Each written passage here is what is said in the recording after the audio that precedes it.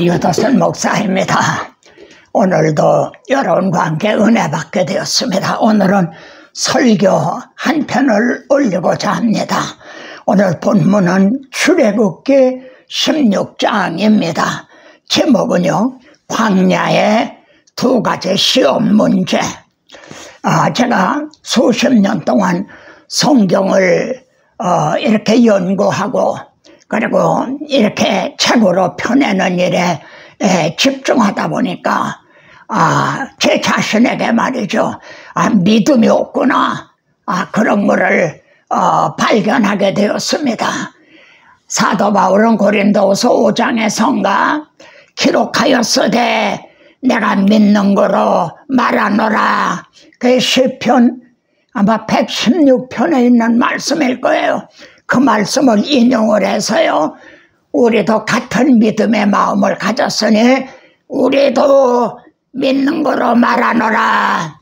그래서 저는 그 말씀을 묵상하면서요, 아멘, 저도 믿는 거로 말합니다. 이 시간 저도 믿음의 담대함으로 이 말씀을 이제 증언합니다.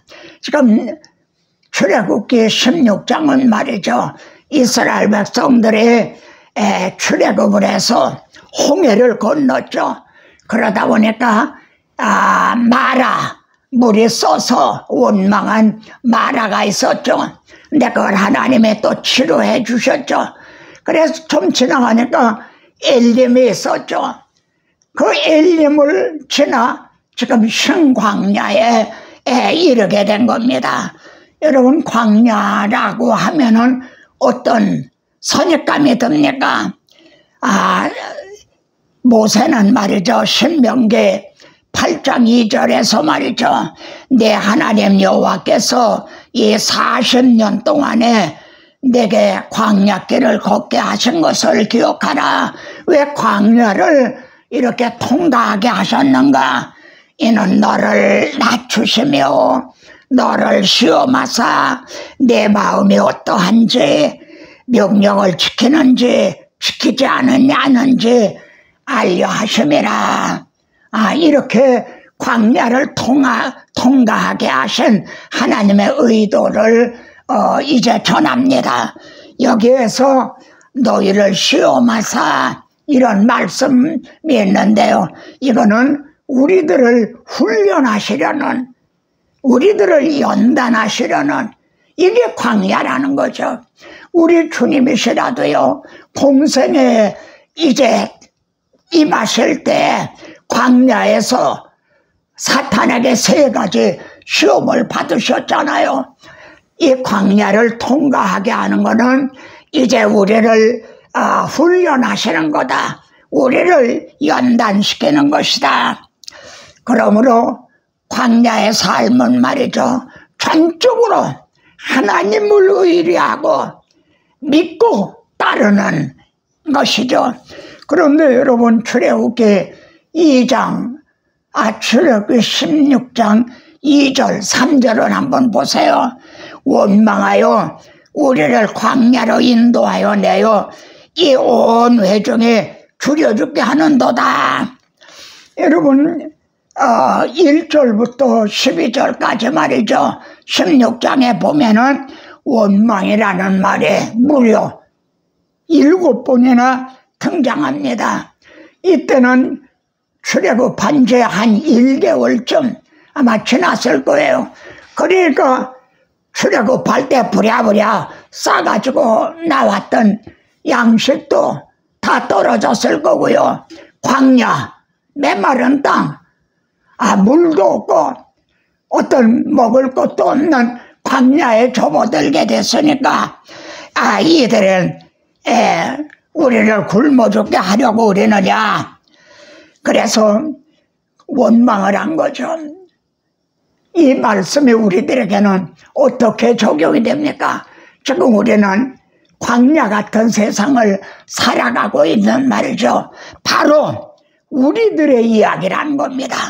4절을 보시면요, 내가 너희를 위하여 하늘에서 양식을 비같이 내리니 일용할 것을 날마다 거둘 것이라 이렇게 말씀합니다.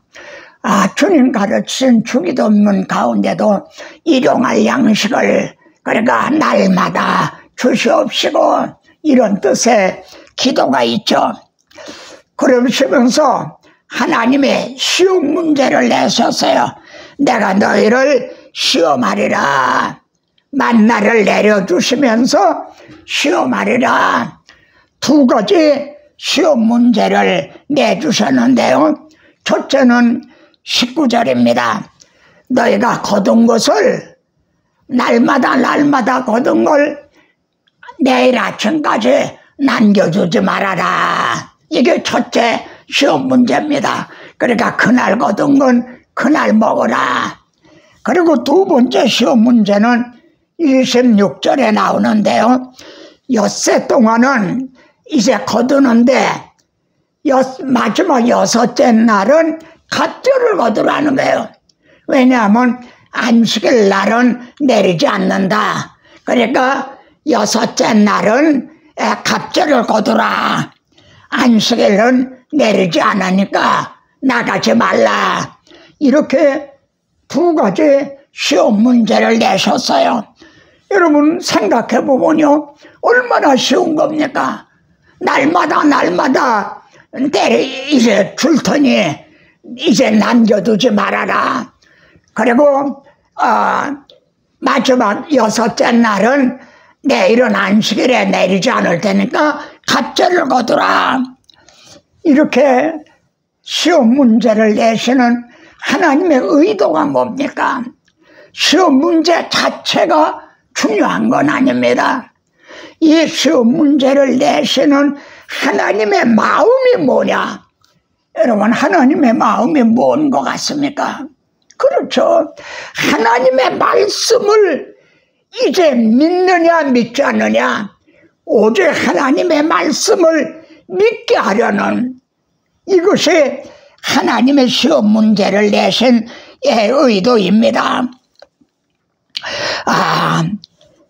그런데 14절에 보면 말이죠. 이슬이 진의 날일 때, 그러니까 아침이 이른 아침이죠. 만나도 날인 거예요. 보니까 사람들이 말이죠. 전에는 알지 못했던 거거든요. 그래서 이게 뭐고 그래서 이름을 만나라 했다. 뭐 이렇게도 말합니다. 그런데 그 만나는 꿀 섞은 과자맛 같더라. 본문은 14절에서 이렇게 말씀을 합니다. 그런데 20절에 보면 그들이 어떻게 반응을 했습니까? 그들이 순종하지 아니하고 덜어는 아침까지 두었더니 벌레가 생기고 냄새가 났다. 누가 그랬다는 거예요? 그들이 순종치 아니하고 말이죠. 그러니까 대부분의 백성들이 순종하지 아니하고 그 이튿날까지 남겨뒀다는 거죠. 왜 이렇게 남겨뒀을까요? 내일에 대한 염려 때문이죠. 내일은 날이지 않을는지도 모른다. 내일에 대한 염려. 그러니까 하나님의 말씀에 대한 불신앙인 거죠. 누구들이 그랬다는 거죠? 본문을 다시 한번 보세요. 그들이 이렇게 말씀합니다. 20절은요. 그들이, 그러니까 대부분의 백성들이 그랬다는 거죠. 오늘날 우리들이 이렇게 하고 있는 이런 내일에 대한 염려, 이렇게 하고 있는 건 아닌가?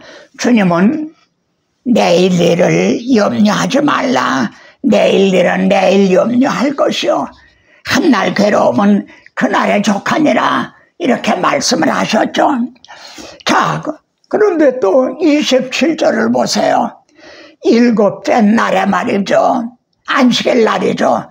백성 중 어떤 사람들이 거두러 나갔다가 얻지 못하니라. 이렇게 또 말씀합니다. 이제 안식일 날에도 또 거두러 나갔다는 거죠.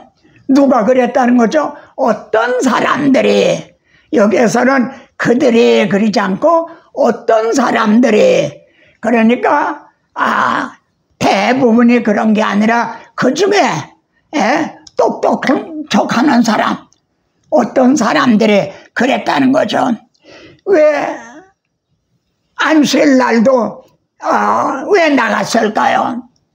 첫째는요, 엿새 동안 내린 만나가 안식일 날이라고 오늘이라고 나르지 않겠느냐, 이 불신앙인 거죠. 또 두 번째는요, 여섯째 날은 갑절을 거두라 그러셨잖아요. 근데 지난번에 남겨뒀더니 벌레가 나고 냄새가 났다 이거예요. 그러니까 어저께 갑절을 거둔 것도 아마 냄새가 나고 썩을는지도 몰라. 그래서 또 거두러 갔을 겁니다. 엿새 동안 내린 만나가 이래 된 날이라고 내리지 않겠느냐. 두 번째는 어저께 남겨뒀던 것이 냄새가 나는데 어제 갑절이나 거둔 게 썩을는지도 모른다. 공통점은 뭡니까? 하나님의 말씀을 믿지 않았다는 거죠. 순종하지 않았다는 거죠. 예. 자, 그래서 이제 시편 78편 36절을 한번 찾아보세요. 거기 보면, 그러나 그들이 입으로 그에게 아첨하여 하며 자기 혀로 그에게 거짓을 말하였으니, 입으로 아첨했다는 말은 뭡니까? 믿습니다. 예? 입으로는 주여 주여 했다는 거죠. 그런데 혀로는 그에게 거짓을 말하였으며, 37절에서는요, 이는 하나님께 향하는 그들의 마음이 정함이 없으며, 그 다음에 그의 언약에 성실치 아니하였음이로다. 바로 오늘 주제가 이겁니다. 이는 하나님께 향하는 그들의 마음이 정함이 없으며, 이랬다 저랬다 한다는 거죠. 감정에 치우친다는 거죠. 토속변이라는 거죠. 그 언약에 성실치 아니하였음이로다. 우리 한번 생각해 보게 됩니다. 예? 나는 그러면 이튿날까지 남겨둔 사람인가? 나는 안식일 날도 거두러 나간 사람인가? 예?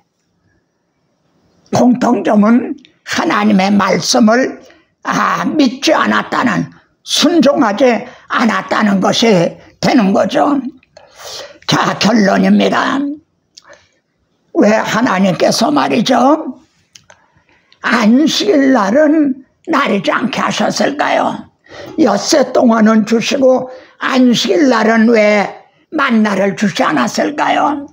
이 점을 문자만 보는 사람들의 안식교라는, 그게 문자만 보는 사람들입니다. 봐라, 만나를 나르실 때도 엿새 동안은 내리고 일곱째 안식일 날은 주지 않았지 않느냐?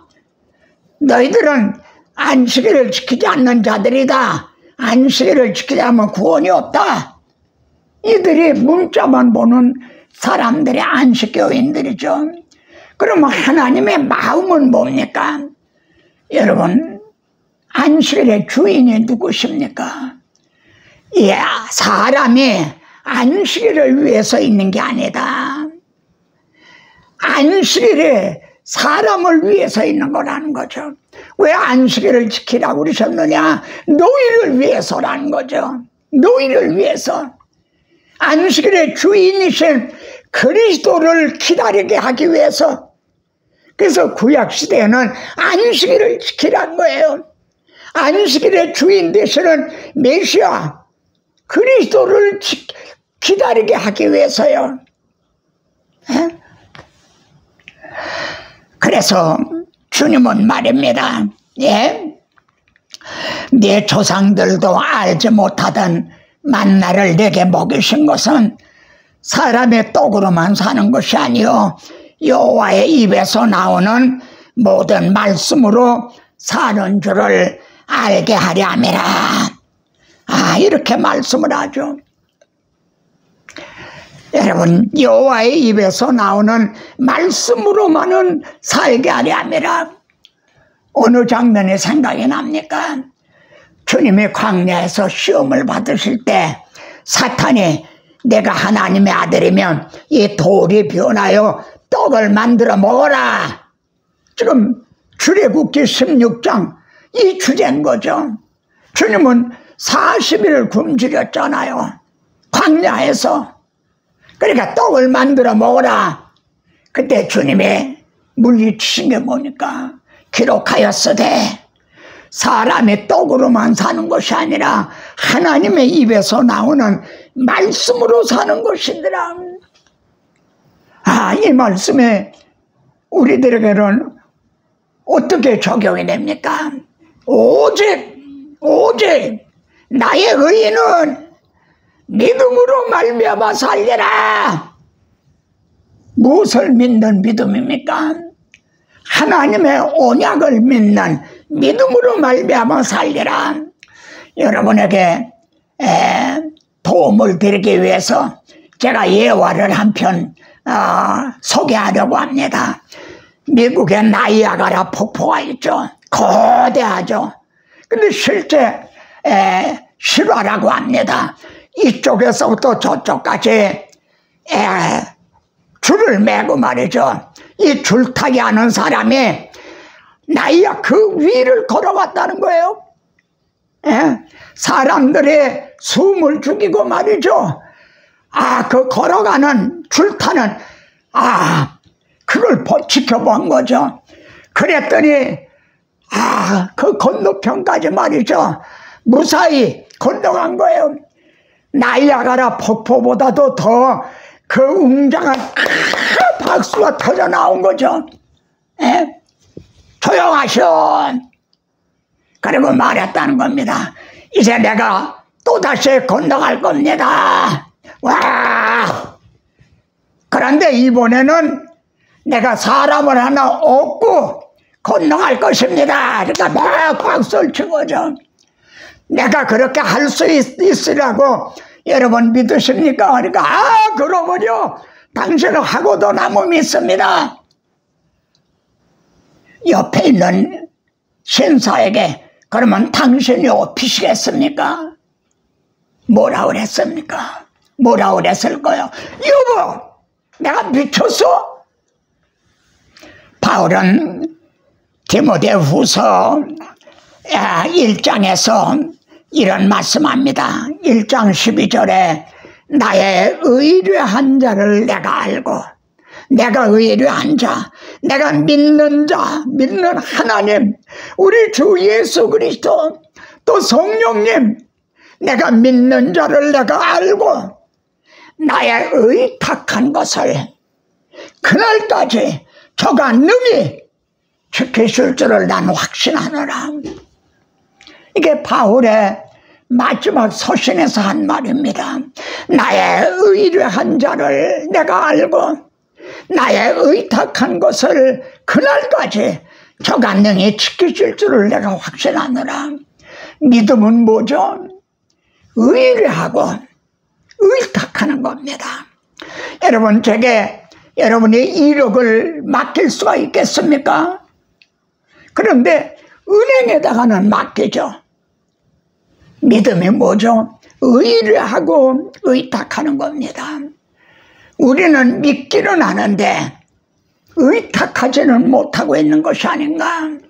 이것이 오늘 출애굽기의 주제입니다. 출애굽기가 우리에게 던지는 도전인 거죠. 나 주의 믿음 갖고 홀로 걸어도 나 주의 믿음 갖고 노래 부르네. 폭풍구름 몰아치고 하늘 덮여도 나 주의 믿음 갖고 실망치 않네. 주는 내 친구, 진실한 친구, 세상 끝까지 함께 하시네. 폭풍구름 몰아치고 하늘 덮여도 나 주의 믿음 갖고 실망치 않네. 아멘. 나의 의리한 자를 내가 알고 나의 의탁한 것을 그날까지 능히 지키실 줄을 확신하노라. 주여, 하나님 아버지를 믿고 의뢰하고 의탁하는 오직 나의 의인은 믿음으로 살리라. 날마다 신령한 양식을 거두면서 믿음으로 주와 동행하는 저희들 되게 하소서. 낮에는 구름기둥, 밤에는 불기둥이 인도한 같이 날마다 만나를 먹여주시며 날마다 인도하시는 성령님의 인도하심을 믿음으로 쫓아 행하는, 믿음으로 사는 우리들이 되게 하옵소서.